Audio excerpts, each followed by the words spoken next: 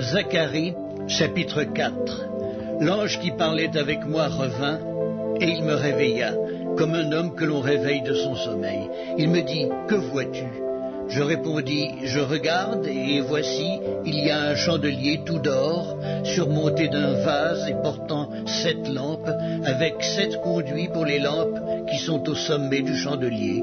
Et il y a près de lui 2 oliviers, l'un à la droite du vase et l'autre à sa gauche. » Et reprenant la parole, je dis à l'ange qui parlait avec moi, « Que signifient ces choses, mon Seigneur ?» L'ange qui parlait avec moi me répondit, « Ne sais-tu pas ce que signifient ces choses ?» Je dis, « Non, mon Seigneur. » Alors il reprit et me dit, « C'est ici la parole que l'Éternel adresse à Zorobabel. Ce n'est ni par la puissance ni par la force, mais c'est par mon esprit, dit l'Éternel des armées. Qui es-tu, grande montagne, devant Zorobabel? Tu seras aplani, il posera la pierre principale au milieu des acclamations. Grâce, grâce pour elle. » La parole de l'Éternel me fut adressée en ces mots.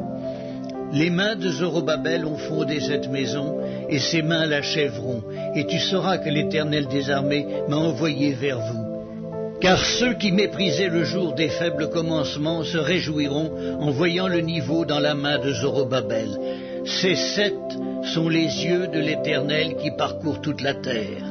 Je pris la parole et je lui dis, « Que signifient ces 2 oliviers à la droite du chandelier et à sa gauche ?» Je pris une seconde fois la parole et je lui dis, « Que signifient les 2 rameaux d'olivier qui sont près des 2 conduits d'or d'où découle l'or ?» Il me répondit, « Ne sais-tu pas ce qu'ils signifient ?»